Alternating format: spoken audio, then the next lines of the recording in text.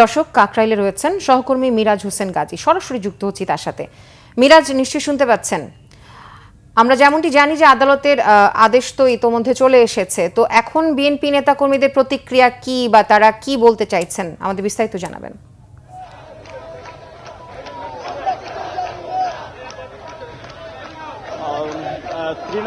হাইকোর্টের রিট খারিজ হয়ে যাওয়ার পর, অর্থাৎ ইশরাক হোসেনের শপথ গ্রহণে না করার একটি নির্দেশনা রিট করা হয়েছিল, সেই রিট যখন খারিজ করে দেন হাইকোর্ট, এবং সেই খারিজ করে দেওয়ার ফলে ইশরাক হোসেনের পক্ষেই আসলে রায়টি আসে, বা ইশরাক হোসেনের শপথ গ্রহণের ক্ষেত্রে এখন আর কোনো আইনগত কোনো বাধা বা প্রতিবন্ধকতা এখন আর নেই। যেই কারণে এই খবরটি যখন এই যে কাকরাইল মৎস্য ভবন এলাকায় যখন ছড়িয়ে পড়ে, তখন এখানে বিজয় উল্লাস করা হয় এবং সেই স্লোগানে মুখরিত হয় পুরো এলাকা।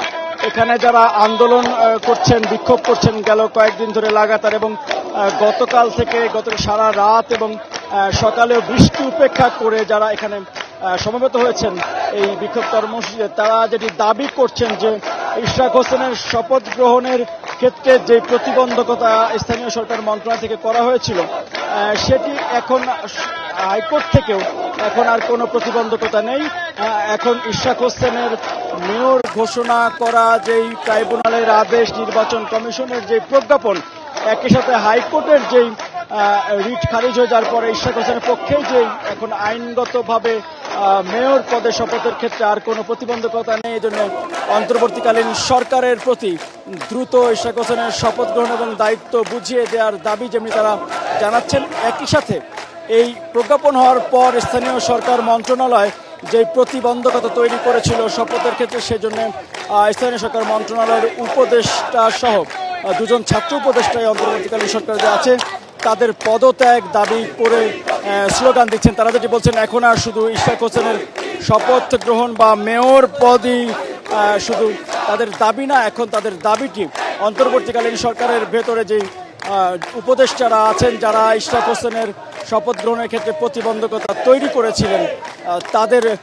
অন্তর্বর্তীকালীন সরকার থেকে সরিয়ে দেওয়ার দাবিটি জানাচ্ছেন। এবং সেই বাস্তবতায় আজকে সকাল থেকেও, অর্থাৎ যেই হাইকোর্টের আদেশটি হওয়ার পর থেকে এখানে যারা বিজয় উল্লাস করছেন, তারা এখানে আজকে যেটি জানাচ্ছেন যে দ্রুত সময়ের মধ্যে প্রধান উপদেষ্টা এই দায়ীদের বিরুদ্ধে ব্যবস্থা নিয়ে ইশরাক হোসেনকে তার দায়িত্ব বুঝিয়ে দিয়ে জনগণের যে বিজয়, জনগণের যেই ভোটের অধিকার প্রতিষ্ঠা হওয়ার জন্য যে সংগ্রাম, যে আন্দোলন করছেন সবাই ফ্যাসিবাদ মুক্ত বাংলাদেশে, যাতে জনগণের অধিকার প্রতিষ্ঠিত হয়, সেই দাবিটি তারা জানাচ্ছেন। তারা বলছেন যে ডক্টর মোহাম্মদ ইউনূসের সরকারকে বিএনপি সর্বাত্মক সমর্থন জানাতে চায়, তারা কোনো আন্দোলনে যেতে চান না। এটি আসলে এখানে ইশরাক হোসেনের সমর্থকরা তারা সেই কথাটি বলছেন। ত্রিনা, অনেক ধন্যবাদ আপনাকে। কাকরাইল থেকে জানাচ্ছিলেন সহকর্মী মিরাজ হোসেন গাজী।